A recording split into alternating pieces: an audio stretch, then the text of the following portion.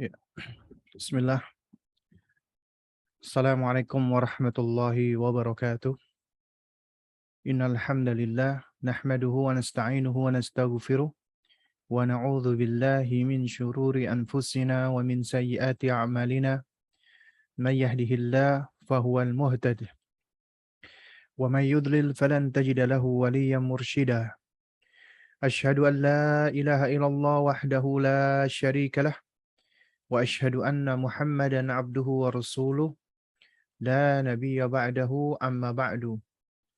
فإن أصدق الكلام كلام الله وخير الهدي هدي محمد صلى الله عليه وعلى آله وسلم وشر الأمور محدثاتها وكل محدثة بدعة وكل بدعة ضلالة وكل ضلالة في النار أما بعد. Ikhwatal kiram rahimani wa rahimakumullah. Ya alhamdulillah kita bersyukur kepada Allah Subhanahu wa taala di pagi menjelang siang hari ini Allah mengizinkan kita untuk bersua kembali melanjutkan kajian rutin bulanan kita masih membahas Al-Qawaidul Arba. Dan kita akan masuk di kaidah yang ketiga dari 4 kaidah yang disebutkan oleh penulis yaitu Syekhul Islam Muhammad bin Abdul Wahhab rahimahullahu taala. Ya. Dan supaya kita tidak lupa ya bahwa di pembahasan kita tentang Al-Qawaidul Arba ya, kita telah membahas 2 kaidah sebelumnya dari 4 kaidah pokok di dalam memahami tentang masalah kesyirikan, lawan dari tauhid. Kaidah pertama yang telah kita pelajari bahwasanya kita wajib mengetahui orang-orang kafir, orang-orang musyrik yang diperangi oleh Rasulullah Sallallahu Alaihi Wasallam, mereka semua meyakini tentang rububiyah Allah. Artinya mereka memahami, meyakini bahkan bahwa Allah lah yang menciptakan mereka, mengatur alam semesta, memberikan mereka rezeki, yang mengatur gerakan matahari, bulan, bintang, dan seterusnya. Mereka meyakini itu semua Allah Subhanahu wa taala. Artinya mereka mengimani rububiyah Allah, tapi keimanan mereka tentang rububiyah Allah ini tidak otomatis menyebabkan mereka masuk ke dalam Islam. Kenapa? Karena mereka masih menyekutukan Allah di dalam ubudiyah, di dalam uluhiyah. Artinya mereka ternyata ya tidak memurnikan ibadah, menunggalkan Allah di dalam ibadah. Di antara dalilnya yang disebutkan oleh penulis adalah surat Yunus ayat ke-31. Allah berfirman kepada Nabi kita yang mulia alaihi salatu wassalam, "Qul," katakanlah wahai Muhammad kepada mereka, "Man yarzuqukum minas sama'i wal ardi?" Siapa gerangan yang memberikan kalian rezeki dari langit dan dari bumi? Amman yamlikus sam'a wal absar? Dan yang pula memiliki atau menciptakan, menguasai pendengaran dan penglihatan. Ya, wa man yukhrijul hayya minal mayyiti wa yukhrijul mayyita minal hayyi. Dan siapa yang mengeluarkan yang hidup dari yang mati dan yang mati dari yang hidup. Wa man yudabbirul amra, dan siapa yang mengatur semua urusan. Fasayakulun, maka mereka semua akan mengatakan, akan menjawab. Mereka semua ini siapa? Orang-orang musyrikin tadi mengatakan, ya Allah, Allah lah yang memberiku rizki dari langit dan bumi, yang berkuasa menciptakan pendengaran dan penglihatanku, yang mengeluarkan yang hidup dari yang mati dan yang mati dari yang hidup, dan mengatur semua urusan, itu semua Allah. Mereka meyakini itu semua, karena ini fitrah. Ya, tapi ya makanya dikatakan, faqul afala tattaqun. Kalau begitu lantas kenapa kalian tidak takut? Kenapa kalian tidak bertakwa kepada Allah dengan mentauhidkannya semata? Kok malah menyekutukan Allah dengan selainnya? Jadi tauhid rububiyah tidak menjadikan seseorang itu menjadi muslim. Karenanya sungguh keliru besar apabila ada orang yang menafsirkan la ilaha illallah itu sebagai tidak ada pencipta kecuali Allah. Tidak ada penguasa kecuali Allah. Keliru. La khaliqa illallah. Tidak ada pencipta kecuali Allah. Kalau seandainya dimaknai demikian, maka orang-orang musyrikin Quraisy, orang Yahudi, orang Nasrani, dan seterusnya, mereka semua Muslim. Karena mereka meyakini Allah Subhanahu wa Ta'ala pencipta langit dan bumi, memberikan rezeki dan seterusnya dari rububiyah Allah. Lantas kenapa Rasulullah malah memerangi mereka sallallahu alaihi wasallam? Tidak lain dan tidak bukan karena mereka berbuat zalim, udah tahu Allah yang menciptakan, udah tahu Allah yang memberi rezeki, udah tahu Allah yang memberikan semua dan mengatur semua urusan, tapi kenapa kok sebagian manusia itu malah menyekutukan Allah, malah meminta kepada selain Allah, memohon kepada selain Allah, beribadah kepada selain Allah gitu. Ya. Nah, itu kaidah pertama. Kemudian di kaidah yang sebelumnya yang telah kita pelajari, kaidah kedua, ini juga menarik nih. Kita diajarkan bagaimana argumentasi mereka, orang-orang musyrikin, orang-orang kafir. Mereka berargumentasi bahwasannya mereka ketika menyembah Latta, Uzza, Manat, dan seterusnya, mereka ketika menyembah sesembahan-sesembahan mereka, menyembah berhala-berhala mereka, mereka mengklaim bahwasannya kami tidak menyembah, kami tidak mengibadahi mereka, tapi kami hanya menjadikan mereka itu sebagai sarana untuk bisa mendekatkan diri kami kepada Allah dengan sedekat-dekatnya. Jadi kami tidak memohon kepada mereka, kami nggak berdoa kepada mereka, kami nggak mengibadahi mereka, tapi kami hanya menjadikan mereka agar bisa mendekatkan kami kepada Allah dengan sedekat-dekatnya. Artinya mereka itu bisa memberikan syafaat bagi kami, memberikan rekomendasi bagi kami agar kami bisa dekat dengan Allah. Karena kami ini siapa? Kami ini adalah orang-orang yang banyak melakukan dosa, maksiat. Kami nggak akan didengarkan oleh Tuhan. Menurut mereka seperti itu. Ya, kami nggak akan didengarkan oleh Tuhan. Karenanya kami minta tolong kepada mereka-mereka yang dekat dengan Tuhan agar bisa mendekatkan diri kami sedekat-dekatnya dengan Tuhan. Nah, ini argumentasi mereka dan ini Allah abadikan loh argumentasinya. Di dalam surat Az-Zumar ayat ketiga. Ya. Allah Subhanahu wa taala menerangkan tentang klaim mereka, argumentasi mereka dan Allah bantah. Walladzina takhadhu min dunihi awliya'ah, dan mereka orang-orang yang menjadikan selain Allah itu sebagai aulia, wali-wali, pelindung-pelindung yang mereka doa, yang mereka minta pertolongan, yang mereka bertawakal kepadanya. Ya, jadi mereka menjadikan itu sebagai wali-wali, pelindung-pelindung selain Allah. Mereka berkata, "Ma na'buduhum." Kami nggak menyembah mereka kok. Kami nggak menyembah itu Lata, Uzza, Manat, enggak.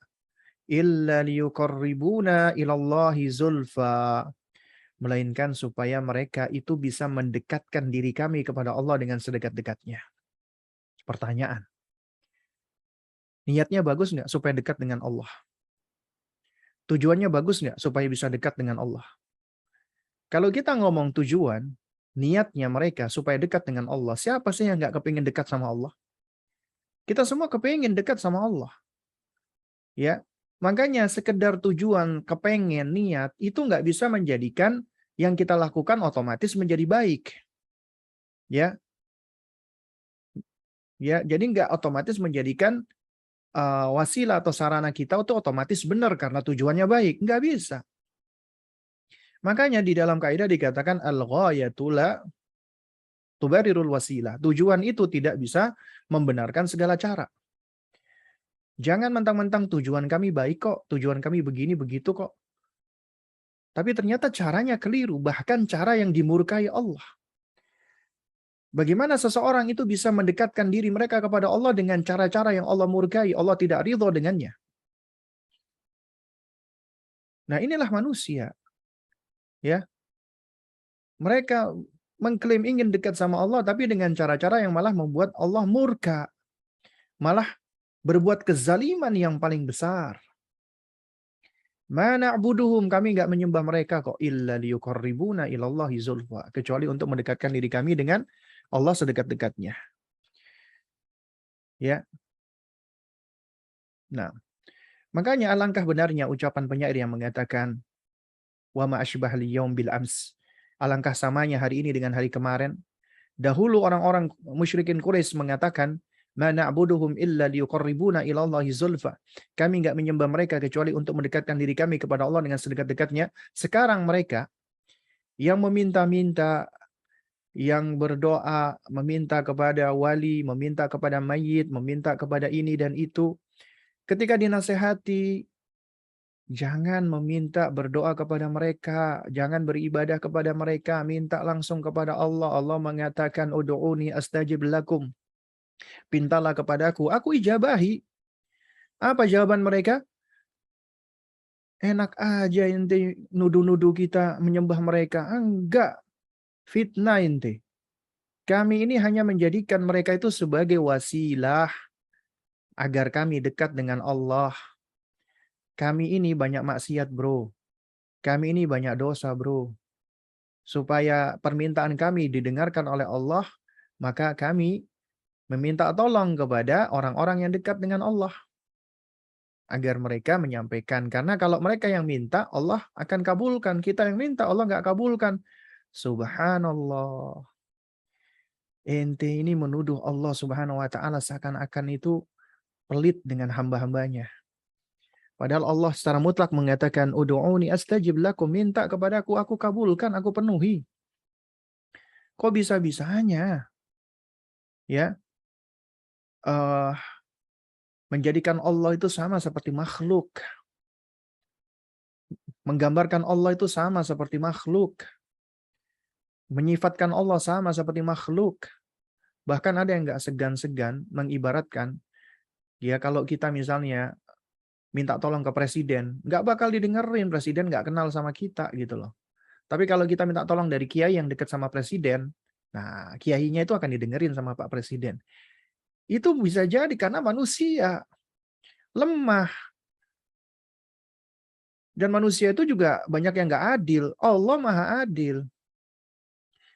Siapa saja dari hamba-hambanya bermunajat kepadanya, Allah nggak peduli mau presiden atau mau tukang sapu. Selama dia beribadah dengan benar kepada Allah, Allah nggak ngelihat itu semua. Nah karenanya, ya Nabi kita alaihi salatu wassalam diutus oleh Allah untuk mengembalikan manusia kepada fitrahnya. Agar manusia itu benar-benar beribadah hanya kepada Allah. Dan ulama-ulama kita itu alhamdulillah Allah berikan taufik kepada mereka agar mereka menelaah kitabullah, Al-Quran dan sunnah Nabi. Kemudian mereka ekstrak dan kemudian mereka sampaikan kepada kita dengan cara yang sistematis dan mudah. Sebagaimana risalah yang kita pelajari ini. Karena dengan mempelajari kaidah-kaidah ini kita akan lebih mudah memahami dan kita akan lebih kuat di dalam menghadapi syubhat dan kita akan lebih mampu untuk membantah adanya syubhat-syubhat. Ya. Karena di kaidah kedua ini ternyata orang-orang musyrikin itu mereka mengklaim kami nggak menyembah, tapi kami jadikan yang disembah itu sebagai sarana untuk mendekatkan diri kami kepada Allah dengan sedekat-dekatnya. Ya. Karenanya nanti di hari kiamat Allah Subhanahu wa taala ya itu akan jadikan mereka itu menjadi manusia-manusia yang paling hina. Ya. Di dalam surat Yunus ya, itu Allah berfirman, "Wa ya'buduna min dunillahi ma la yadhurruhum wa la yanfa'uhum wa yaquluna haula'i syufa'auna indallah." Mereka orang-orang musyrik itu menyembah selain Allah. Menyembah apa yang tidak bisa mendatangkan madarat dan nggak bisa mendatangkan manfaat. Ya, nggak bisa menolak madarat yang tidak yang tidak dapat memadaratkan dan tidak dapat memberikan manfaat. Itu sesembahan mereka.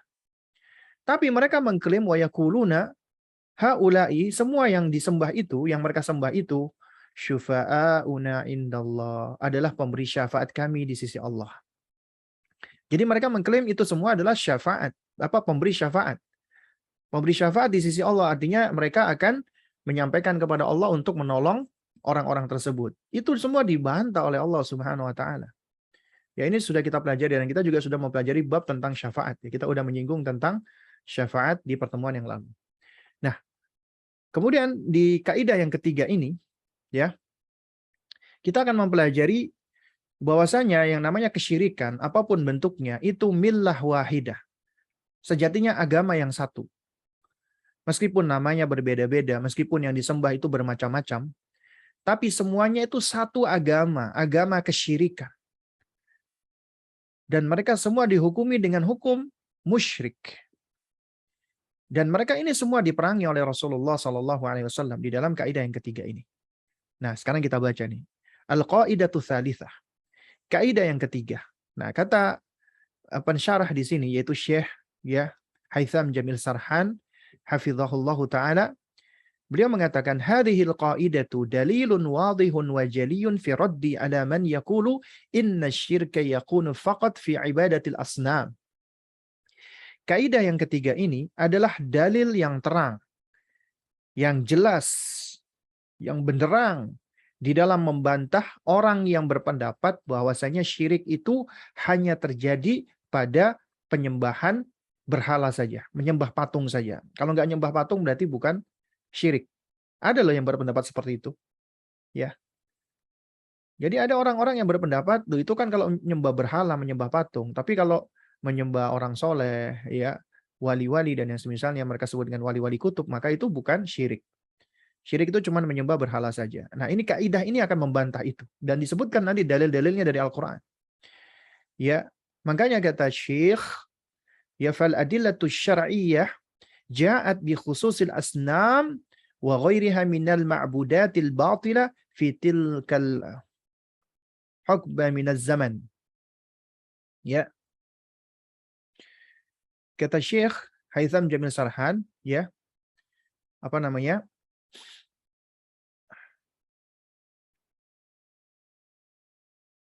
Jadi fal adillatu syar'iyyah, ya dalil-dalil syar'i, ya. Itu ja'at bi khususil asnam, datang ya apa namanya?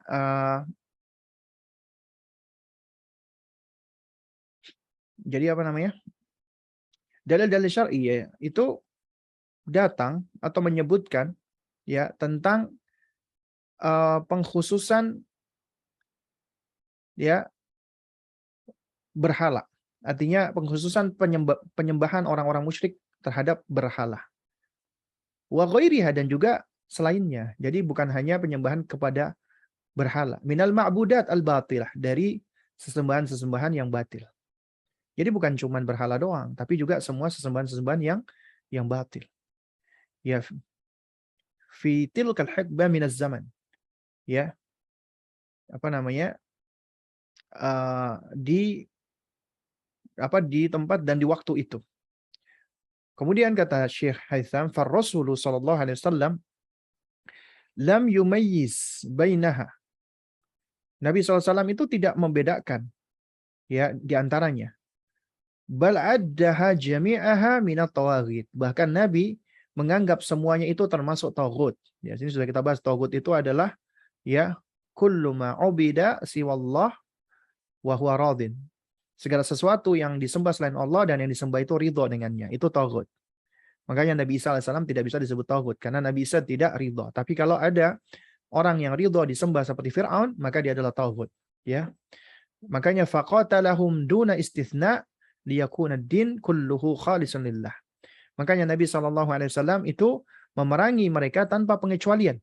Ya, siapa saja yang menyekutukan Allah, mau menyembah apapun, tidak dikecualikan oleh Nabi. Agar ya agama ini satu-satunya murni hanyalah milik Allah, yaitu Islam, tauhid. Nah, ini penjelasan dari Syekh ya Haitham Sarhan, ya. Haitham Jamil Sarhan. Nah, kita lanjutkan membaca keterangan dari penulis yaitu Syekhul Islam Muhammad bin Abdul Wahhab rahimahullahu taala. Ya, beliau berkata, apa rahimahullahu taala, ya al-qaidatu tsalitsah. Kaidah yang ketiga, anna Nabiyya sallallahu alaihi wasallam dhahara ala unasin mutafarriqina fi ibadatihim. Bahwasanya Nabi sallallahu alaihi wasallam ya dhahara. Dhahara itu artinya muncul, berada. Ala unasin, di tengah-tengah manusia mutafarriqina, ya yang bervariasi, beraneka ragam, bermacam-macam fi ibadatihim, di dalam peribadatannya. Jadi Nabi sallallahu alaihi wasallam itu berada di tengah manusia yang bermacam-macam, ya bervariasi, berbeda-beda di dalam peribadatan mereka. Minhum man ya'budul malaikah, di antara mereka ada yang menyembah malaikat, nanti akan disebutkan dalilnya. Ada yang menyembah malaikat. Wa minhum man ya'budul anbiya'ah was salihina, di antara mereka ada yang menyembah para nabi dan orang-orang saleh. Wa minhum man ya'budul asjar wal ahjar, di antara mereka ada yang menyembah ya pepohonan dan bebatuan. Wa minhum man ya'budus syamsa wal qamar, di antara mereka ada yang menyembah matahari dan menyembah bulan. Wa qatalahum Rasulullah sallallahu alaihi wasallam wa lam yufarriq bainahum. Nabi SAW memerangi mereka dan tidak membedakan ya mereka satu dengan yang lainnya. Jadi nggak dibedain, oh yang satu menyembah matahari, jadi ya udahlah. Yang satu menyembah orang-orang soleh, jangan. Yang satu menyembah ini, ayo kita perangi. Enggak dibedakan oleh Nabi. Semua ini adalah satu bentuk kesyirikan, meskipun yang disembah itu berbeda-beda. Ya. Apa dalilnya? Nah, dalilnya adalah firman Allah Subhanahu wa taala, ya. Ya, jadi beliau sebagaimana kebiasaannya, ya, tetap bersikap ilmiah. Setiap kali beliau mengeluarkan statement, itu tidak lepas dari menyebutkan dalil dari Al-Qur'an dan Sunnah. Ya. Dan ini juga menunjukkan bahwasanya betapa mendalamnya pengetahuan beliau. Dakik, ya.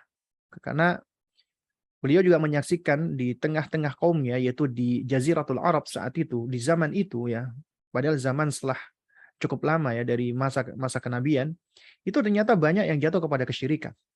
Dan mereka mengklaim sebagai muslim. Dan Syekhul Islam Muhammad bin Abdul Wahhab rahimahullah, beliau merasa perlu untuk menjelaskan kebenaran. Sebagai bentuk apa? Pembelaan terhadap agama, menegakkan haknya Allah, dan sebagai bentuk perhatian cinta kasih kepada umat. Agar umat ini tidak jatuh kepada kesesatan. Agar umat ini tidak jatuh kepada keburukan. Agar umat ini ya tidak malah dimakan oleh fitnah. Ya. Jadi ini menunjukkan apa? Perhatian dan kasih sayang.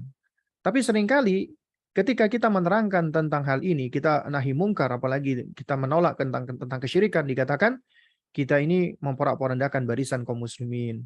Kita ini iri, kita dengki, dan seterusnya. Kita mengklaim surga. Padahal ini konsekuensi daripada cinta kami kepada kaum muslimin. Kalau benar-benar kita cinta kepada seseorang, maka konsekuensinya adalah kita wajib untuk menasehatinya. Kita wajib untuk memberikan arahan dan bimbingan kepadanya. Makanya dikatakan, ya, yang namanya as-sadiq, yang namanya sahabat itu adalah man sadaqaka laisa man saddaqaka. Yang namanya sahabat yang benar, yang sejati, itu adalah orang yang mau jujur kepadamu. Dia berbuat jujur kepadamu. Kamu salah, dikatakan salah. Kamu benar, dia mengapresiasi benar. Jadi bukanlah orang yang selalu membenarkan kamu. Man saddaqaka, selalu dibenerin. Ya, atau kalau enggak dibiarin aja. Udahlah, biarinlah. Nanti kalau enggak nanti berantem kita. Itu bukan sahabat sejati. Karena kita menginginkan kebaikan baginya. Kalau dia keliru, dia salah, apalagi di dalam perkara-perkara yang vital, yang fatal, ya kita khawatir dia mendapatkan azab. Kita nggak ridho dia diazab oleh Allah karena kita sayang dengan dia. Ya, Nabi SAW itu begitu sayangnya dengan umatnya. Makanya Nabi SAW itu beliau seringkali banyak memikirkan tentang umatnya karena beliau sedih apabila umatnya itu jatuh kepada kesesatan. Tapi tetap ya Nabi nggak bisa memberikan hidayah kepada semuanya. Ya. Jadi Nabi nggak bisa memberikan petunjuk kepada semuanya. Allah yang mampu untuk memberikan petunjuk kepada siapa saja yang Allah kehendaki. Nah, dalilnya adalah firman Allah Subhanahu wa taala, wa dalilu qauluhu ta'ala, ya, wa qatiluhum hatta la takuna fitnah wa yakunu ad-dinu kulluhu lillah. Wa qatiluhum, dan perangilah mereka, hatta la ya takuna fitnah, supaya jangan sampai ada lagi fitnah. Kata para ulama di sini makna fitnah adalah kesyirikan di antara maknanya. Ya. Kemudian wa yakuna ad-dinu kulluhu lillahi, dan supaya agama itu ya semata-mata hanya untuk Allah Subhanahu wa taala semata. Ya, hanya untuk Allah Azza wa Jalla. Ya.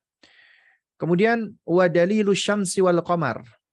Dalilnya adanya orang-orang yang menyembah matahari dan bulan. Jadi Syekh ketika menyebutkan ada yang menyembah matahari dan bulan itu bukan cuma sekedar tuduhan, klaim doang kan. Kadang-kadang ada orang cuma nuduh aja, mana buktinya? Emang ada orang menyembah matahari sama bulan? Padahal ada, ya. Di antaranya ketika mereka itu meyakini bulan-bulan dan bintang-bintang atau yang semisalnya itu ya memiliki sebab-sebab yang dapat mendatangkan maslahat dan madarat. Itu keyakinan-keyakinan yang bisa membuat seseorang itu jatuh kepada kesyirikan. Misalnya ketika melihat bintang jatuh, wah, berarti langsung kita berdoa. Karena itu diantara sebab ini dan sebab itu. Ya, wah ini saat ini mataharinya berwarna seperti ini. Berarti ini akan ada tanda-tanda kebahagiaan atau yang semisalnya.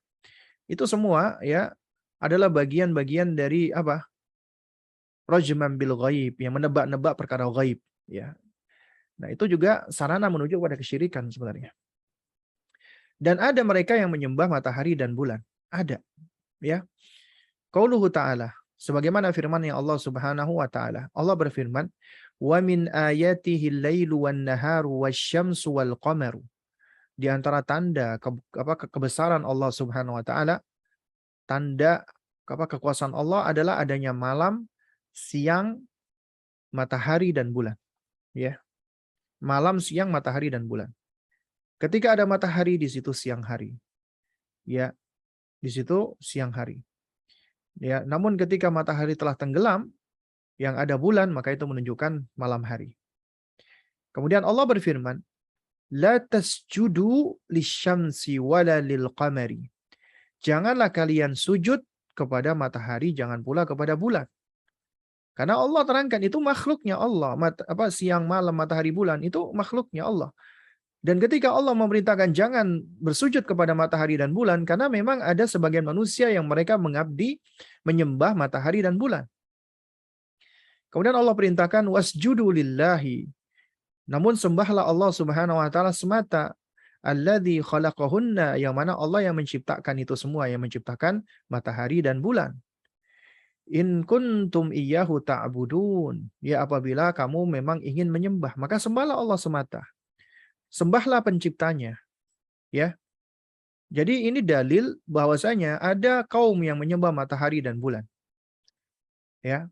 Nah, ini juga di antara hikmah, ya, dan juga faidah yang disebutkan oleh para ulama, ya, tentang larangan Nabi SAW untuk sholat mutlak, sholat sunnah mutlaqah, ya, untuk sholat yang tanpa ada sebabnya ba'dal asar, menjelang maghrib, ya. Jadi kan ada waktu-waktu di mana kita dilarang untuk sholat. Di antaranya ba'dal asar, menjelang maghrib. Kenapa dilarang oleh Nabi? Itu diterangkan karena di saat itu orang-orang musyrikin, mereka sedang bersujud kepada matahari. Makanya ada di antara mereka yang menyembah dewa matahari, dewi rembulan, ya seperti itu. Ya. Juga sama, Nabi melarang kita untuk sholat, ya, sholat setelah subuh, ba'da subuh. Nggak boleh sampai matahari itu sudah naik. Ya. Nah, kenapa? Karena ada orang-orang yang menyembah matahari dan ada orang-orang yang menyembah bulan. Ya. Jadi Nabi SAW melakukan larangan ini untuk menyelisihi orang-orang musyrikin, agar agama kita itu tidak menyamai mereka. Kenapa? Karena umumnya ketika ada kesesuaian dan kesamaan, ya seseorang itu akan cenderung terpaut hatinya. Makanya kita diperintahkan untuk mukhalafatu lil kuffar, menyelisih orang-orang kafir, tidak tasyabbuh kepada mereka. Makanya Nabi mengatakan man tasyabbah biqaumin fahuwa minhum. Siapa yang menyerupai suatu kaum, maka dia termasuk golongan tersebut. Ya. Nah, kemudian kita lanjutkan. Wa dalilu syamsi wal qamari, adapun dalil matahari dan bulan, artinya ada yang menyembah matahari dan ada yang menyembah bulan, ya. Oh, ini sudah hafal. Wa dalilul malaikah, ya. Dan dalilnya malaikat, ada orang-orang yang menyembah malaikat. Ada enggak? Ada loh yang menyembah malaikat. Qauluhu ta'ala, dalilnya adalah firman Allah Subhanahu wa taala. wala ya'murakum an tattakhidul malaikata wan nabiyina arbaba. Dan ya tidaklah benar ya baginya untuk menyuruhmu, memerintahkanmu untuk menjadikan malaikat dan para nabi itu sebagai Rabb, sebagai sesembahan-sesembahan atau sebagai Tuhan-Tuhan selain Allah Subhanahu wa taala. Ya. Nah, jadi Nabi SAW ya itu menghadapi berbagai macam manusia. Ada yang beragama Yahudi, Nasrani, Majusi, ya atau apa namanya? Kalau Majusi itu kalau nggak salah ya disebut agama Zoroaster ya. Kemudian ada agama paganis lainnya, penyembah matahari, penyembah bulan. Ada juga yang menyembah malaikat. Ya.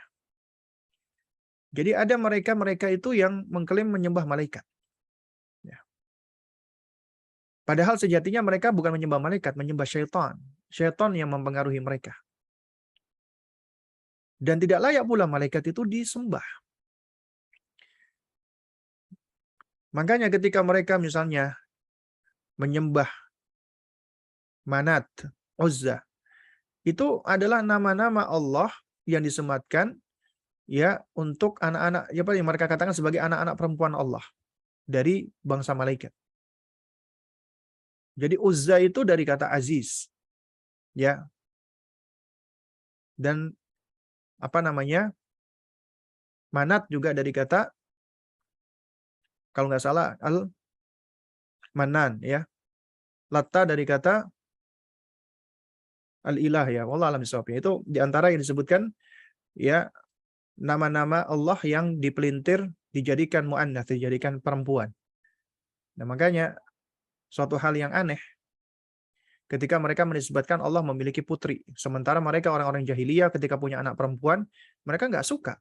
Bahkan mereka bunuh. Tapi mereka menyandarkan Allah memiliki anak-anak perempuan. Itu bukankah penghinaan yang besar? Ya bagi Allah Subhanahu wa taala. Nah, karenanya Allah Subhanahu wa taala mengingkari malaikat itu makhluk Allah yang taat dan patuh kepada Allah. Allah memberikan keistimewaan kepada malaikat. Di antara mereka ada yang Allah berikan kemampuan untuk bisa menurunkan hujan, untuk menjaga pegunungan, untuk mencabut nyawa, untuk menyampaikan wahyu, untuk menjaga surga, menjaga neraka, kemudian untuk menguji manusia di alam kubur, dan seterusnya. Itu sesuai dengan perintah Allah. Dan mereka hamba yang selalu mengabdi kepada Allah, berzikir, taat kepada Allah. Nah, namun ada juga mereka-mereka yang menyembah malaikat. Ya. Jadi mereka menjadikan malaikat-malaikat itu juga sebagai sesembahan ataupun yang bisa menghantarkan mereka semakin dekat dengan Allah. Karena Allah Subhanahu wa taala ingkari ya, agar tidak menyembah malaikat. Nah, kemudian ada yang menyembah para nabi loh. Wa dalilul anbiya. Adapun dalilnya para nabi, ada yang menyembah para nabi adalah firman Allah Subhanahu wa taala ya. Apa namanya? Surat apa ini? Surat apa namanya?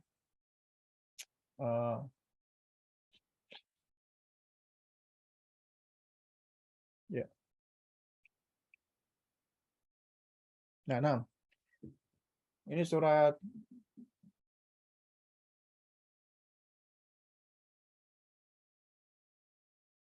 Al-Maidah ini ya.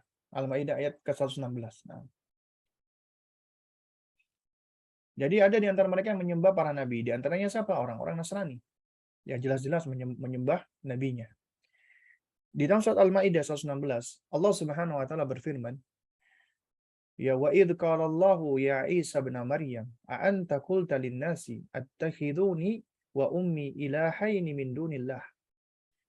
Ingatlah ketika Allah berkata kepada Isa, "Wahai Isa ibnu Maryam, apakah engkau mengatakan kepada manusia, jadikanlah aku dan ibuku ini sebagai dua sesembahan yang lain selain Allah?" Ya, jadi jadikanlah aku dan ibuku ya sesembahan selain sesembahan Allah. Apa selain Allah maksudnya? Qala, maka Isa alaihissalam pun menjawab, ya. Sebentar ya, ini ada panggilan sebentar. Siapa ini telepon?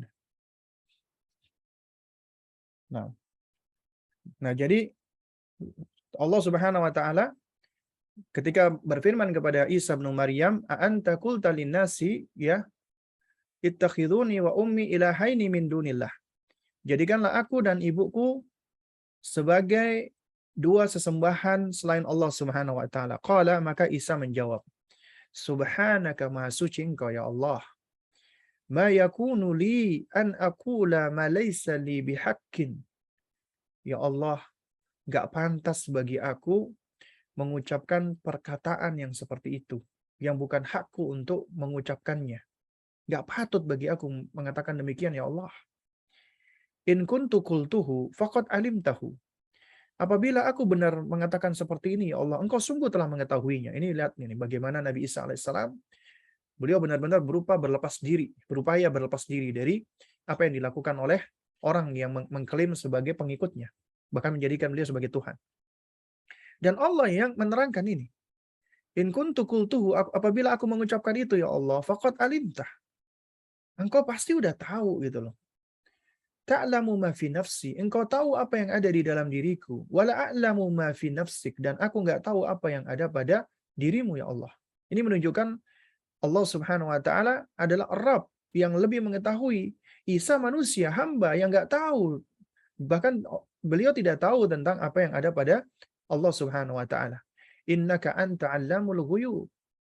Ya, karena sesungguhnya engkau adalah yang maha mengetahui perkara-perkara yang gaib. Ya. Nah, jadi apa namanya?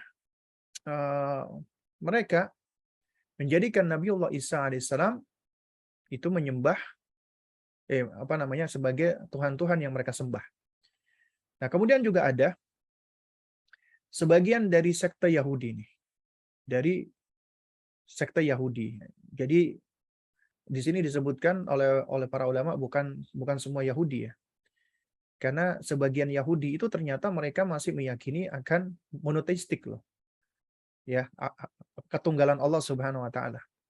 Tapi meskipun demikian mereka adalah kaum yang Allah murkai.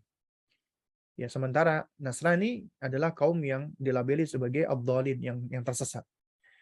Ya, di dalam surat At-Taubah ayat 30, Allah Subhanahu wa taala berfirman, "Wa qalatil yahudu ya Uzair bin Allah."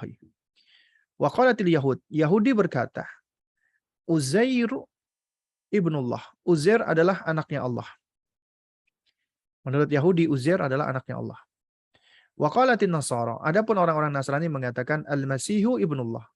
Enggak, Al-Masih atau Isa itulah anak Allah. Dzalika qauluhum. Ya, dzalika qauluhum bi afwahihim. Itulah perkataan dari mulut-mulut mereka. Ya. Jadi Allah Subhanahu wa taala di sini menerangkan inilah yang diucapkan oleh mereka gitu loh. Orang-orang yang mereka mengklaim Uzair anaknya Allah, Isa anaknya Allah. Yudahiuna qaulal ladzina kafaru min qablu qatalahumullahu anna yufakun. Ya, demikianlah itulah ucapan mereka dengan mulut mereka. Mereka meniru-niru perkataan orang-orang kafir terdahulu. Sehingga dilaknatilah mereka. Dan bagaimana mereka bisa berpaling. Ya. Nah, jadi mereka menganggap bahwasanya ada anak-anak Allah Azza wa Jalla. Allah itu punya anak. Ya, di antaranya Isa dan juga Uzair. Ya, dan kemudian mereka menyembah anak Allah menurut mereka. Dan ini adalah perkataan yang mereka buat-buat.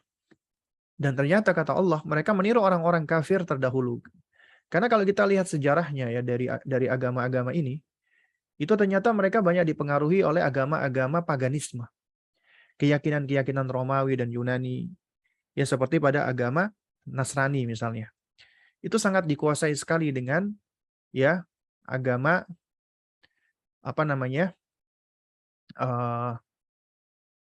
paganisme ya, dari orang-orang yang menyembah matahari. Ya. Sehingga keyakinan mereka akan adanya titisan, akan adanya eh, apa namanya, Tuhan itu menitis dalam bentuk manusia, kemudian menguji dan semisalnya itu ternyata memang ajaran-ajaran manusia-manusia yang mereka udah terpengaruh dengan ajaran paganisme. Nah, jadi di sini mereka yang menyembah para nabi ya, itu sama, mereka tetap dikatakan sebagai orang musyrik. Nah, kemudian wa dalilus salihin, dalilnya orang yang menyembah orang-orang saleh. Ya, qauluhu ta'ala, firman Allah Subhanahu wa taala. Allah mengatakan ulaikal ladzina yad'una yabtaghuna ila rabbihim alwasilah ayyuhum aqrabu wa yarjuna rahmatahu wa yakhafuna adzabah. Ya.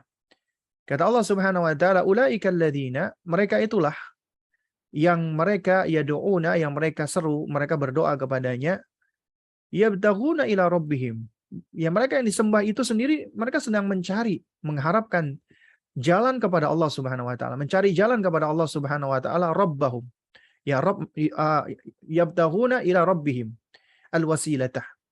Ya, mereka sedang mencari jalan supaya bisa mendekati Allah Rabbnya. Ayyuhum aqrabu, siapa di antara mereka yang lebih dekat dengan Allah.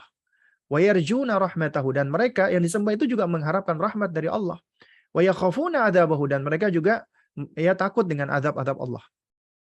Nah, artinya orang-orang soleh yang disembah, entah itu disebut para wali atau yang semisalnya, itu ternyata mereka manusia yang juga mereka takut kepada Allah. Mereka juga kepingin dekat dengan Allah. Mereka juga pingin supaya mereka itu mendapatkan rahmat Allah. Takut sama adabnya Allah. Ya. Nah, lalu bagaimana yang seperti ini bisa disembah gitu? Sementara mereka sendiri juga menyembah Allah, takut dengan Allah, mengharapkan rahmat Allah. Ya. Dan ini apa namanya, tentunya adalah suatu hal yang apa ya? Suatu hal yang aneh ya. Nah, lalu kemudian juga ada yang menyembah Lata dan Uzza. Nah, itu disebutkan ya, ada yang mengatakan kalau nama Lata itu namanya seseorang. Orang yang dikatakan orang yang baik, yang biasa membuat makanan ya, dia mengadon mengadon apa namanya, biji-biji gandum, itu dia berikan makanan untuk para jamaah haji ketika itu. Ya, lalu kemudian dijadikan Lata itu sebagai sesembahan. Makanya Allah Subhanahu wa taala dalam surat An-Najm, Allah ingkari, ya, afara'aitumul Lata wal Uzza. Ya, apakah menurut kalian pantas untuk menjadikan Lata dan Uzza itu sebagai sesembahan? Ya. Nah, oleh karena itu makanya ya, seringkali patung-patung yang dikatakan berhala-berhala itu adalah wujud dari orang-orang yang dikatakan orang-orang soleh. Ya.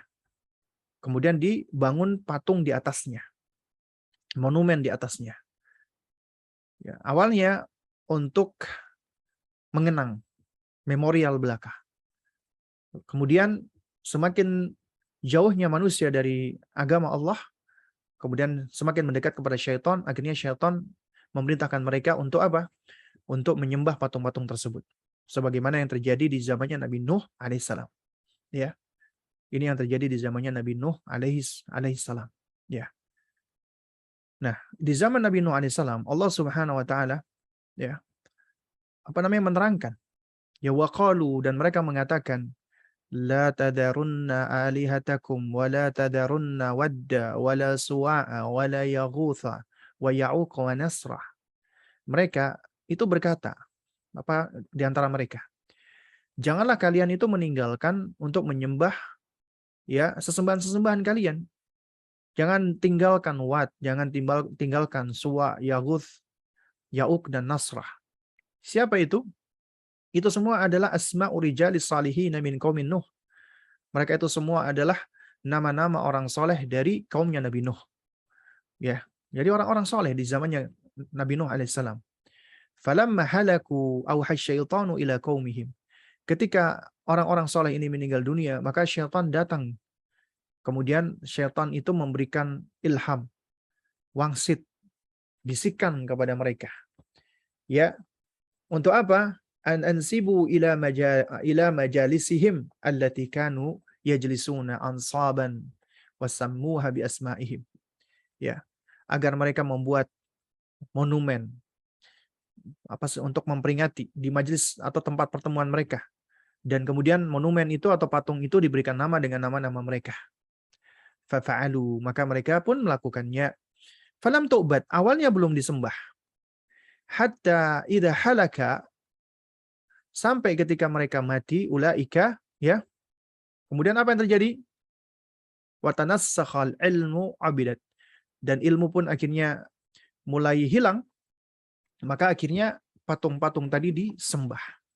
Ya. Nah, jadi awal mula terjadinya kesyirikan itu di zamannya Nabi Nuh alaihissalam. Ya, di zamannya Nabi Nuh alaihissalam. Sebelumnya belum ada kesyirikan. Dan ini diawali dengan apa? Dengan manusia-manusia yang mereka mengkultuskan orang-orang saleh.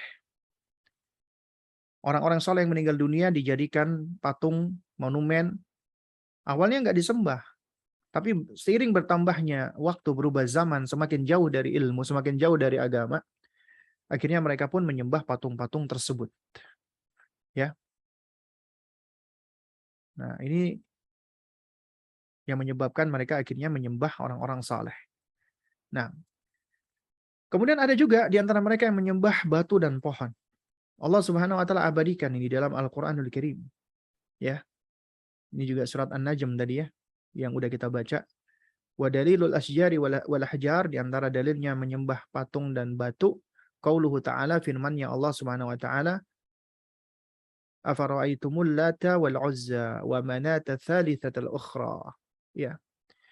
Apakah patut bagi kalian itu menjadikan Lata, Uzza dan Manat ya sebagai sesembahan yang ketiga. Ya, dan juga sebagai anak perempuan Allah Subhanahu wa taala. Ya. Nah, jadi jamaah sekalian muliakan Allah Subhanahu wa taala ya, ini menunjukkan bahwasanya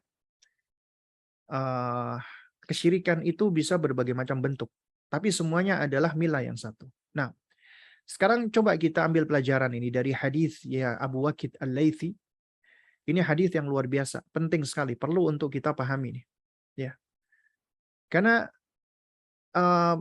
ini mengajarkan kepada kita kebiasaan-kebiasaan yang dilakukan oleh orang-orang musyrikin itu ternyata juga bisa mempengaruhi meskipun kita sudah masuk Islam. Ini yang juga dialami oleh para sahabat Nabi ridwanullah alaihim ajma'in. Ya. Namun mereka tentunya adalah manusia yang mudah menerima nasihat. Ya, hadis Abi Waqidin Al-Laitsi radhiyallahu anhu qala. Hadis dari Abu Waqid Al-Laitsi, semoga Allah meridhai beliau. Beliau berkata, beliau menceritakan, ya. Kata beliau radhiyallahu taala anhu, ya, kharajna ma'an Nabi sallallahu alaihi wasallam ila Hunainin. Kami pernah keluar bersama dengan Rasulullah di Hunain.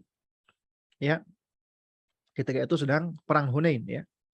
Wa nahnu hudatsa'u ahdin bi kufrin. Nah, ini perhatikan nih. Wa nahnu hudatsa'u ahdin bi kufrin. Dan kami ketika itu baru saja meninggalkan kekafiran kami. Kami itu masih baru lepas dari kekafiran, ya. Nah, walil musyrikina sidratun. Nah, sementara orang-orang musyrikin itu punya sidrah, punya pohon bidara istilahnya, ya. Jadi mereka itu punya pohon bidara, sidratun. Nah, itu punyanya orang musyrikin dan mereka tahu ini karena mereka dulu dalam kondisi musyrik kemudian masuk Islam. Yaqufuna indaha. Mereka beriktikaf, ya. Mereka berdiam diri di pohon tersebut, beriktikaf, merenung, ya, kemudian juga intinya beriktikaf di situ. Iktikaf bagian dari ibadah, ya. Wa yanutuna biha aslihatahum. Ya, dan mereka juga menggantungkan pedang-pedang mereka. Jadi ini pohon yang dianggap keramat, mereka berhenti di sana, merenung, berdiam diri dan pedangnya digantungkan. Ini kebiasaan orang musyrikin dulu. Supaya apa? Supaya mungkin pedangnya lebih sakti dan yang semisalnya, ya. Yuqalu laha dzatu anwat. Ya, dan pohon itu disebut dengan Dzatu Anwat. Ya, pohon bidara itu ya, sidr itu disebut dengan Dzatu Anwat. Jadi orang-orang musyrikin menyebutnya dengan Dzatu Anwat. Ya. Nah, famarorna bisidrotin. Maka suatu ketika kami melewati pohon tersebut, pohon yang dikeramatkan itu, pohon bidara yang dianggap spesial itu. Fakulna, maka kami pun berkata kepada Rasulullah, Ya Rasulullah, wahai Rasulullah, ij'al lana dhata anwatin kama lahum dhatu anwatin. Wahai Rasulullah, ya, jadikanlah, buatkanlah bagi kami dhatu anwat sebagaimana mereka memiliki dhatu anwat. Sebagaimana mereka punya pohon tersebut. Maka murka Nabi SAW. Ya. Maka Nabi pun marah dan Nabi mengingatkan. Ya. Jadi kata Nabi SAW, ya, jadi ucapan kalian ini sebagaimana ucapan kaumnya Nabi Musa alaihissalam ketika berkata kepada Nabiullah Musa alaihissalam, ya, yaitu ya Musa, wahai Musa, ij'al lana aliha, jadikanlah, buatkanlah bagi kami sesembahan sebagaimana mereka memiliki sesembahan, ya. Maka menyebabkan Nabi mengingkari dengan tegas, karena ini termasuk kesyirikan. Jadi ini menunjukkan bahwasanya apa? Bahwasanya kepercayaan-kepercayaan dan keyakinan orang-orang musyrikin itu banyak. Ya.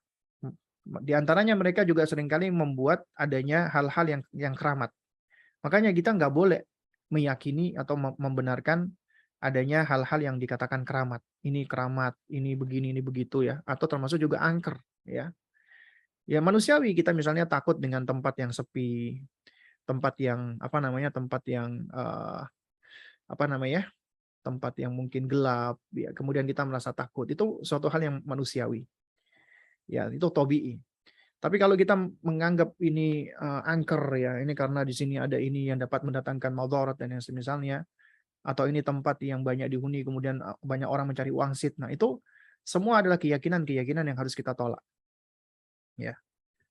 Juga termasuk misalnya ketika melewati suatu tempat, kita ngomong amit nggih Mbah, amit nggih, pamit atau yang semisalnya, itu juga tidak diperbolehkan, ya. Meskipun dikatakan oh adab.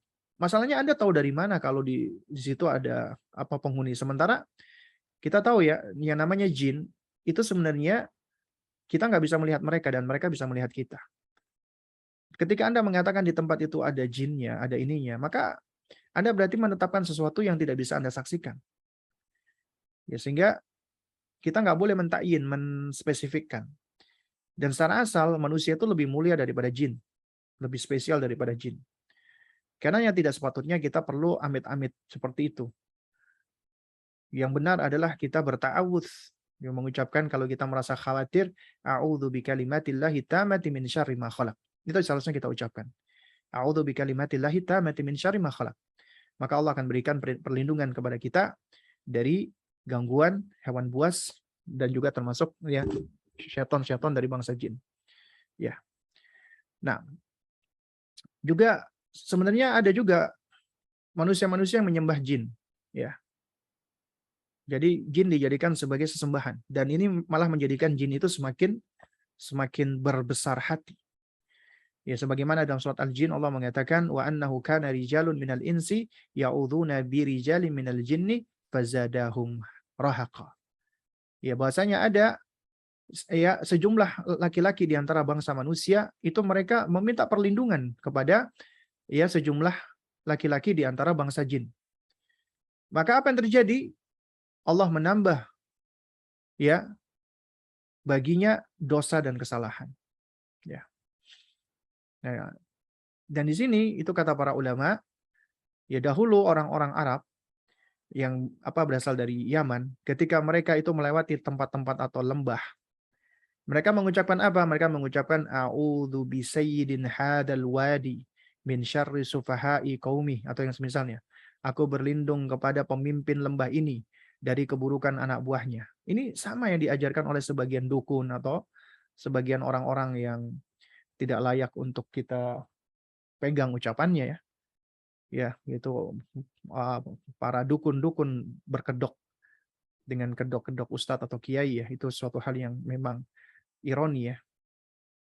Yaitu diantaranya kita diajarkan bacaan-bacaan yang aneh-aneh. Di antaranya memohon perlindungan dengan ya dengan jin ini, dengan jin fulan dan seterusnya. Ya, ini adalah bagian dari kesyirikan. Ya. Nah, jadi kesimpulan apa yang bisa kita ambil di sini? Kesimpulannya adalah di kaidah ini kita belajar bahwa kesyirikan itu berbagai macam bentuknya, bervariasi. Tapi semuanya itu adalah tetap agama yang satu, agama kesyirikan, meskipun dengan nama yang berbeda-beda, sesembahan yang berbeda-beda. Ada yang menyembah matahari, menyembah bulan, ada yang menyembah malaikat, ada yang menyembah nabi, ada yang menyembah orang soleh, ada yang menyembah pohon, menyembah batu, ada yang menyembah jin, ada yang menyembah benda-benda langit, bahkan ada yang menyembah sapi, bahkan ada yang mohon maaf yang menyembah kemaluan ibunya dan seterusnya. Itulah manusia-manusia yang Allah telah berikan akal, tapi ternyata akalnya tidak mereka gunakan sebagaimana mestinya. Ya, sehingga akhirnya mereka pun menghinakan diri mereka dan mereka menjadi makhluk yang hina jadinya. Lebih hina daripada hewan ternak. Balhum adol katanya ya. Bahkan mereka lebih sesat. Kenapa? Karena lahum qulubun la yafqahuna biha. Mereka punya hati, indera memahami, tapi enggak digunakan untuk bertafakkur, untuk memahami. Ya walahum adanun la yasma'una biha. Mereka punya pendengaran, telinga enggak digunakan untuk mendengar. Ya walahum a'yunun la yubsiruna biha. Mereka punya mata, enggak digunakan juga untuk melihat. Ya, ulaika kal an'am. Mereka itu seperti hewan ternak. Balhum adall, bahkan mereka lebih sesat ya daripada hewan ternak. Ya. Nah, oleh karena itu orang-orang musyrikin sejatinya adalah manusia-manusia yang paling tidak berakal. Yang manusia-manusia yang mereka yang menghinakan akal mereka dan menghinakan sifat manusiawi mereka, kemanusiaan mereka. Nah, oleh karena itu, dalam rangka untuk menjaga kemanusiaan manusia sesuai dengan fitrahnya, maka para nabi dan rasul diutus diantaranya nabi kita menjaga hal ini, ya, mengingkari segala bentuk kesyirikan, peribadatan kepada selain Allah, menghinakan kepada makhluk sehingga benar-benar menjadi terhina. Tapi kalau kita menghinakan diri kepada Rabb kita, pencipta kita, maka itu akan membawa kepada kemuliaan. Ya, jadi ini adalah kaidah yang ketiga. Insya Allah nanti kita lanjutkan di kaidah yang terakhir di pertemuan berikutnya. Wallahu taala a'lam bishawab. Nah, mungkin berikutnya apa ada pertanyaan? Coba saya cek dulu ya. Coba saya lihat apakah ada pertanyaan atau tidak.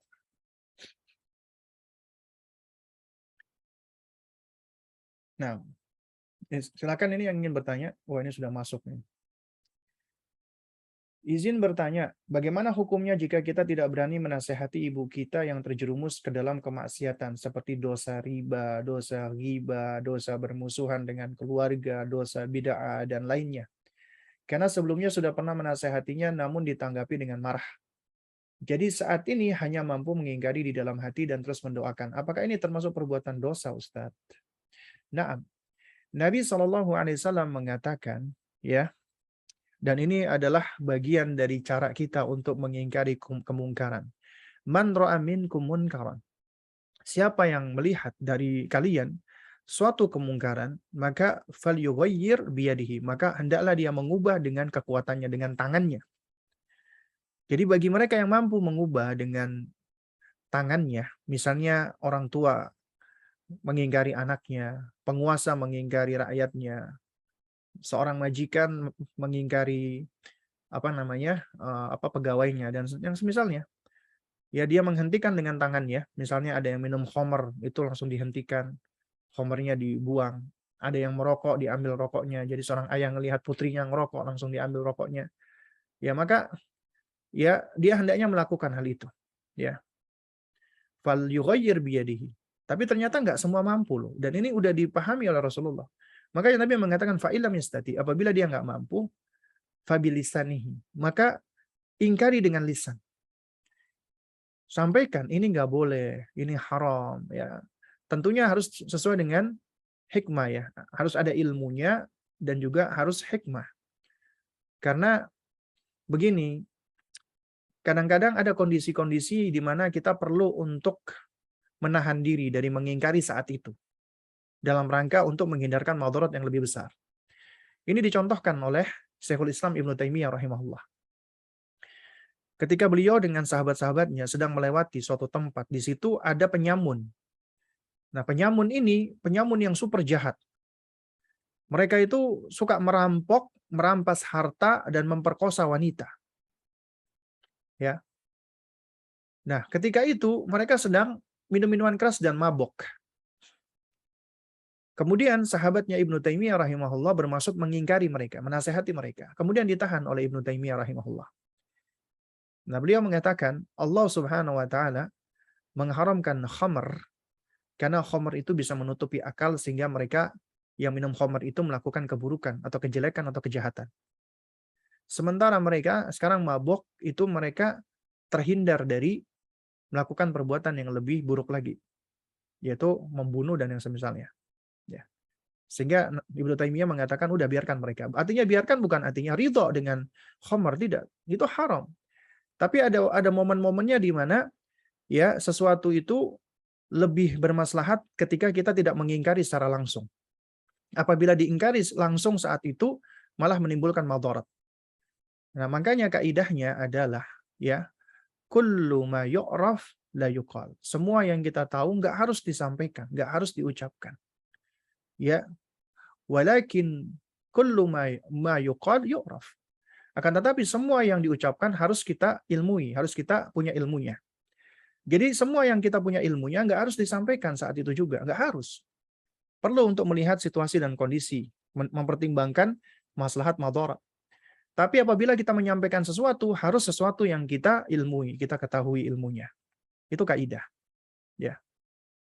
Nah, oleh karena itu, ya apabila kita mampu untuk menyampaikan, mengingatkan dengan lisan kita, maka hendaknya kita mengingatkan dengan lisan. Kita menyampaikan dengan lisan kita dengan ilmu, dengan hikmah, dengan sebaik-baiknya. Jadi kita ingatkan, kita sampaikan. Ya. Nah, jadi ini adalah bagian dari fiqh dakwah ya. Kita harus memahami ketika berdakwah termasuk mengingkari sesuatu, kita harus punya ilmunya dan kita juga harus bisa melihat kondisi. Nah, oleh karena itu makanya ada hal-hal yang seseorang dia nggak sanggup atau belum bisa saat itu mengingkari. Makanya kata Nabi, fa illam yastati fa biqalbihi. Apabila dia nggak mampu, maka hendaknya dengan hatinya. Dengan hati berarti wajib. Adapun mengingkari dengan tangan itu fardu kifayah. Apabila ada orang yang sudah melakukan, maka sudah cukup. Demikian pula dengan lisan fardu kifayah. Tapi mengingkari dengan hati itu fardu ain. Setiap muslim wajib mengingkari segala keburukan dengan hatinya. Wajib. Dan itulah selemah-lemahnya iman, kata Nabi SAW. Karena itu apabila kita punya ibu, punya orang tua, terjerumus kepada kemaksiatan, ya jatuh kepada keburukan, ya kita ingatkan baik-baik. Udah kita ingatkan ternyata marah, ya itu konsekuensi. Karena kita nggak dituntut untuk menjadikan orang menerima ucapan kita. Tapi kita menunjukkan kita perhatian dengan orang tua kita sayang, kita ingatkan. Mengingatkan orang tua bagian dari bentuk sayang kita. Diterima alhamdulillah, nggak diterima ya udah kita bersabar dan kita doakan. Ya, jadi apakah ini dosa? Ya nggak dosa selama Anda mengingkari. Tapi kalau Anda tidak mengingkari, malah enjoy-enjoy aja, malah mendukung, ya dosa. Tapi kalau kita mengingkari, ya hatta dengan hati, ya nggak dosa. Karena kita mengingkarinya. Dan kita udah berusaha untuk mengingkarinya semampu kita. Tapi ternyata malah kita mendapatkan marahan atau kita malah dicemooh dan lain sebagainya. Itu ujian daripada kita beramar ma'ruf nahi munkar. Nah, wallahu a'lam bishawab. Apakah sebabnya jika saat kita sedang mendengar kajian dan pada bagian kemaksiatan di dalam hati kita seringkali ada timbul bisikan, oh ini dosa si A, oh ini tabiat jeleknya si B. Bagaimana Ustadz menghindari hal ini Ustadz dan apakah ini berdosa Ustadz? Nah, sebenarnya apa yang terbetik di dalam hati ya selama itu belum teraplikasikan di dalam perbuatan, itu sebenarnya belum dihisab, belum berdosa. Selama itu masih betikan-betikan di dalam hati. Tapi Allah tahu apa yang ada di dalam hati kita dan hati kita juga beramal. Ada amalan-amalan hati. Misalnya orang itu riya. Misalnya orang itu lebih cinta kepada selain Allah. Misalnya orang itu bertawakalnya kepada selain Allah. Misalnya orang itu takutnya lebih takut kepada selain Allah. Ya, itu ada amalan-amalan hati dan itu adalah bagian dari sesuatu yang Allah akan menghisapnya dengan apa dari apa yang ada di dalam dirinya, apa yang ada di dalam hatinya, ya. Juga misalnya ada seseorang yang dia berpikiran buruk. Artinya begini, apabila itu sesuatu yang spontan muncul, terbetik di dalam dirinya, kemudian dia berusaha untuk memalingkan darinya, menghindarkan darinya, maka dia tidak berdosa. Tapi kalau dia malah mengafirmasi, ya ada betikan kemudian diafirmasi, kemudian dia malah delving masuk ke dalamnya, dia malah malah semakin berpikir, iya nih gimana nih, dia malah semakin berlarut-larut, maka itu bisa menyebabkan dosa. Ya. Nah, lalu bagaimana kalau ada seseorang misalnya ada ustadz menjelaskan tentang ini, terus dia tiba-tiba ingat, wah ini si A ini, wah ini si B emang kayak gini, oh ini si C nih ya. Nah, kalau itu munculnya secara spontan, maka insya Allah tidak mengapa. Tapi kita harus tetap berusaha melawan.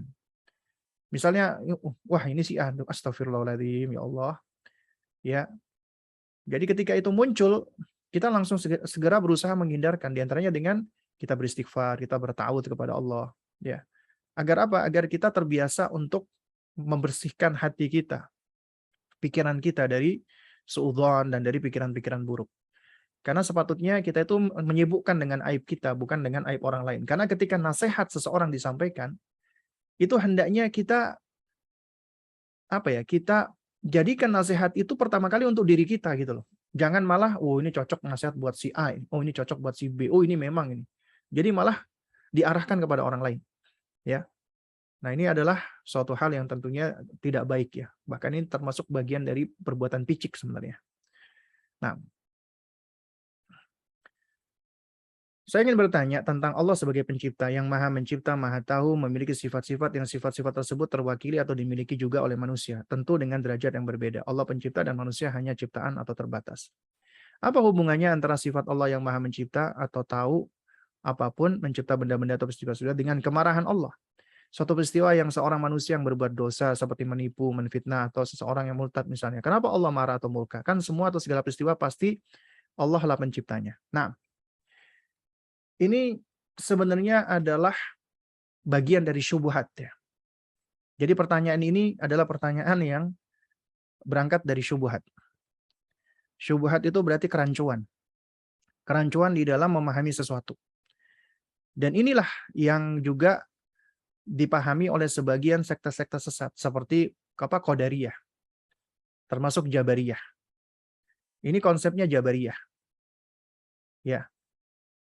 Karena mereka nggak bisa membedakan tentang iradah Allah.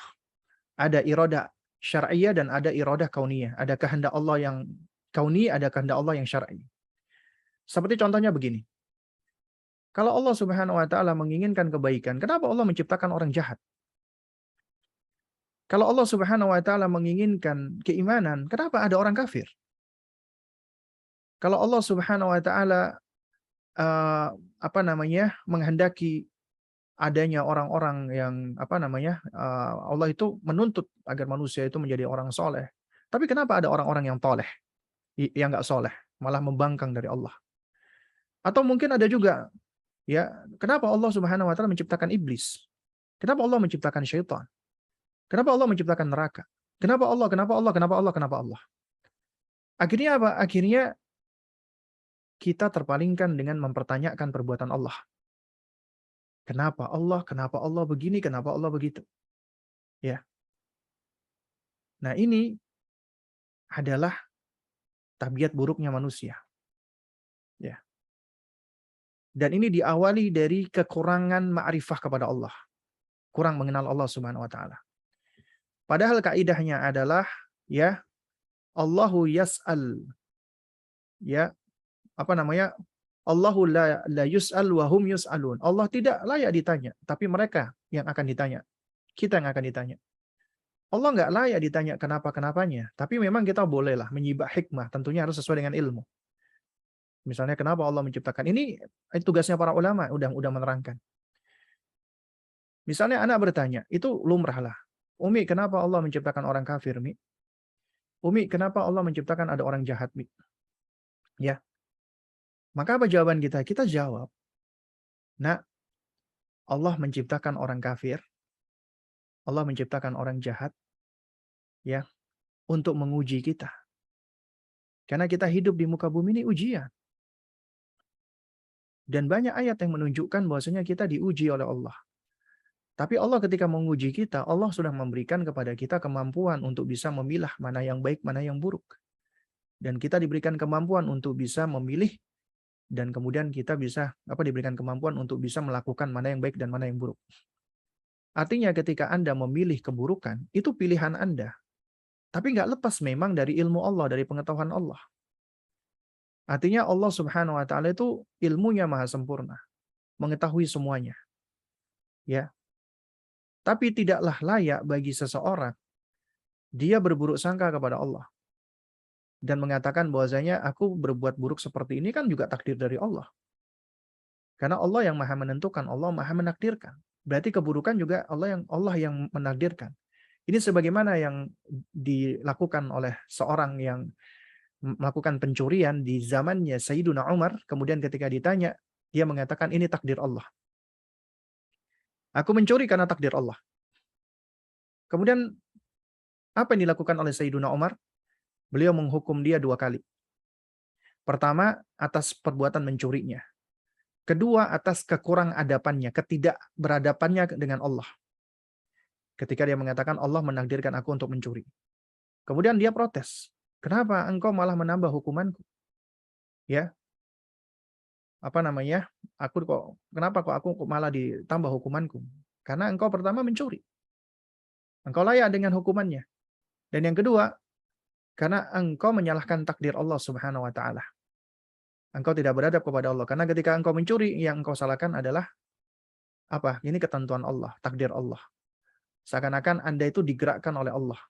Anda tidak punya kemampuan untuk bisa memilih dan untuk bisa memahami. Padahal Allah sudah berikan kepada kita kemampuan untuk bisa tamyiz. Makanya anak-anak kita ada fase usianya mereka mumayyiz, bisa memilih mana baik, mana buruk, mana jahat, mana tidak. Dan Allah ketika menciptakan sesuatu dengan kebalikannya, itu ada hikmahnya.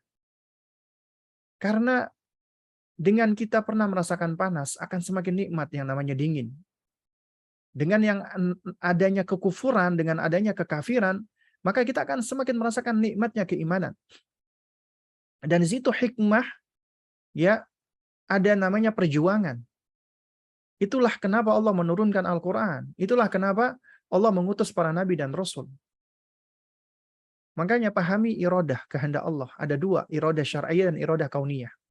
Iradah kauniyah artinya Allah menciptakan sesuai dengan kauniyahnya, ada jahat, ada baik, ada kafir, ada mukmin dan seterusnya. Itu iradah kauniyah Allah, nggak lepas dari kehendak Allah. Tapi ada iradah syar'iyyah. Iradah syar'iyyah itu adalah yang berkaitan dengan apa? Dengan apa yang Allah senangi, apa yang Allah ridhoi, apa yang Allah cintai. Makanya ibadah itu adalah berkaitan dengan apa yang Allah ridhoi dan apa yang Allah cintai. Kita mencari ridhonya dan cintanya Allah. Itulah ibadah. Karena Allah menciptakan neraka, tapi Allah nggak menghendaki manusia itu masuk neraka. Tapi kenapa Allah ciptakan? Karena Allah ingin menguji manusia. Karena itu Allah turunkan Al-Quran sebagai pedoman agar manusia menjauh dari neraka dan mendekat kepada surga. Allah utus para nabi dan rasul mubasyirina wa mundirin, memberikan berita gembira dan memberikan peringatan. Siapa yang taat akan dekat dengan Allah, masuk surga. Siapa yang membangkang akan masuk neraka. Diberikan ancaman, diberikan motivasi. Itulah bagian dari pendidikan. Bagian dari dakwah. Ya. Dan dari situ maka ada letak atau ada nilai value kita berjuang, kita berusaha. Kalau seandainya Allah tidak menciptakan adanya orang kafir, maka hilang hikmahnya. Ya. Maka akan hilang hikmah. Ya, dari penciptaan. Jadi nggak ada gunanya Allah menciptakan neraka dan surga. Semuanya udah taat kok. Tapi Allah Subhanahu wa taala memiliki kehendak dan kehendak Allah mutlak absolut. Allah ingin menguji kita hamba-hambanya. Dan ketika hamba itu berbuat buruk, nggak layak disandarkan kepada Allah, meskipun memang tidak lepas dari pengetahuan Allah. Karenanya bagi orang-orang yang mempelajari tentang asma wa sifatullah, nama-nama dan sifat Allah, Allah itu kalau kita pelajari nama-nama, itu semuanya nama-nama yang indah, yang sempurna. Allah Ar-Rahman, Ar-Rahim, Al-Ghafur, At-Tawwab, Al-Aziz, Al-Jabbar, Al-Qawi, Al-Alim, Al-Basir, dan seterusnya. Itu nama-nama semua yang indah, yang sempurna. Tapi ketika Allah disifatkan dengan Allah mengadab, Allah menghukum, Allah murka, Allah menghinakan, ya Allah membalas tipu daya, ya Allah berbuat makar dan semisalnya. Itu semua sifat-sifat yang Allah sebutkan sebagai bentuk muqabil, sebagai bentuk pembalasan atas apa yang dilakukan oleh manusia. Ya, artinya kita nggak boleh mengatakan Allah yang maha pemarah. Nggak boleh, haram hukumnya, dosa. Ya, ya Allah, ya Rabbku, Tuhan yang maha apa pemarah, yang maha pengazab. Nggak boleh. Meskipun Allah bisa marah dan Allah mengadab sesuai dengan keadilan dan hikmahnya Allah. Tapi kita boleh berdoa, ya Allah, ya Rabbku, mereka telah berbuat zalim kepadaku, ya Allah. Maka murkailah mereka. Azablah mereka. Itu boleh. Ya, karena engkau adalah sebaik-baik yang memberikan hukuman. Kalau demikian boleh. Tapi secara asal mutlak, nggak boleh, ya Allah yang maha menghinakan, yang maha mengazab. Makanya di dalam pendidikan anak pun juga kita nggak boleh mengedepankan ya sifat-sifat Allah yang seperti ini. Kamu kalau nggak nurut sama Umi, kamu diazab sama Allah, dihukum neraka, dibakar kamu. Nggak boleh. Karena itu nanti belakangan. Makanya kalau kita lihat tentang kita lihat tentang ilmu perkembangan manusia, Allah udah berikan semua potensinya kok. Allah udah berikan kemampuan manusia untuk bisa memilah dan memilih. Dan Allah uji. Tinggal manusia mau memilih yang mana. Makanya Allah katakan fa'alhamaha fujuraha wa taqwaha. Allah berikan kepada manusia ada jalan ketakwaan, ada jalan kefajiran. Tinggal mana yang dipilih oleh kita sebagai manusia. Dan kita nanti akan dihisab sesuai dengan apa yang kita pilih tadi. Ya meskipun tidak lepas dari pengetahuan Allah, dari ilmu Allah, kesempurnaan Allah. Ya, karenanya ya kita butuh dengan taufik dari Allah Subhanahu wa taala. Orang yang mendapatkan taufik dari Allah adalah orang yang dia senantiasa menggantungkan diri kepada Allah. Dan dia senantiasa meminta tolong kepada Allah. Tapi orang yang tidak mendapatkan taufik biasanya orang yang akan senantiasa membuat atau mendatangkan keraguan-raguan tentang Allah di dalam dirinya, dan itu berasal dari syaitan. Dia berusaha untuk apa? Untuk menghadirkan keraguan-raguan. Ya, tashkik. Ya diawali dengan Allah itu dari mana datangnya? Kok bisa ada ya? Masa menciptakan diri sendiri? Berarti ada yang menciptakan. Siapa yang menciptakan Allah? Terus Allah itu bagaimana? Itu berusaha apa? Kita mempergunakan akal kita yang terbatas untuk memahami sesuatu yang nggak bisa dijangkau gitu loh. Nah, ini terakhir ya pertanyaan. Anda lahir di Banten. Waktu kecil bahkan sampai dewasa Anda pernah ke Banten lama. Menara dan kuburan. Waktu kecil Anda masih ikut kegiatannya kalau di sana. Yang Anda ingat di sana kami mengunjungi beberapa tempat untuk berziarah. Sementara setelah dewasa, Anda hanya sekedar pergi ke menaranya atau ke museum saja. Tapi keluarga dan orang-orang sekitar Anda kalau ke sana masih sering ziarah. Padahal Anda sampai sekarang belum tahu itu makam siapa. Semenjak Anda menikah, Alhamdulillah, Anda tidak pernah ke sana. Tapi seperti Anda bilang tadi, keluarga bahkan sekarang keluarga mertua juga ternyata sama, masih pergi ke sana. Ya sebenarnya al-umuru bimaqasidiha. Segala perkara itu tergantung tujuannya. Apa tujuannya kita menziarahi makam? Kalau tujuannya untuk mengingat kematian, mendoakan sang mayit, itu baik, bagus. Mengucapkan salam kepada ahlul mayit ya, ahlul kubur yang muslim dan mukmin, itu baik. Assalamualaikum ya ahlal diyar, assalamualaikum ya ahlal kubur. Itu boleh. Tapi kalau ke sana dengan keyakinan-keyakinan, mencari keberkahan, mencari sesuatu yang tidak pernah dituntunkan oleh Rasulullah SAW, mengistimewakan kuburan itu dibandingkan kuburan yang lain, menganggap ada keramat-keramat, maka itu adalah sarana-sarana kepada kesyirikan, haram hukumnya. Dan juga nggak boleh safar, pergi jauh-jauh, hanya untuk mengunjungi tempat-tempat dengan tujuan ibadah seperti ini. Berarti kenapa? Berarti kita mengkhususkan tempat itu lebih istimewa daripada tempat yang lain. Kalau kita katakan istimewa, harus ada dalilnya. Makanya Nabi mengatakan, la tushaddu rihalan illa ila thalathatil masajid. Janganlah engkau itu melakukan perjalanan jauh, ya, kecuali ketiga masjid. Masjidil Haram, Masjidil Hada, Masjid Nabawi, dan Masjidil Aqsa. Adapun selain tiga masjid ini nggak boleh kita pergi tujuannya misalnya apa safar atau ziarah religius misalnya. Itu sebenarnya nggak diperbolehkan. Kenapa? Karena misalnya Anda mendatangi jauh-jauh ya, dari Kudus misalnya, ke Cinere untuk pergi ke Masjid Kubah Mas. Pertanyaannya, kenapa? Ada apa di Masjid Kubah Mas? Apa yang mengistimewakan Masjid Kubah Mas?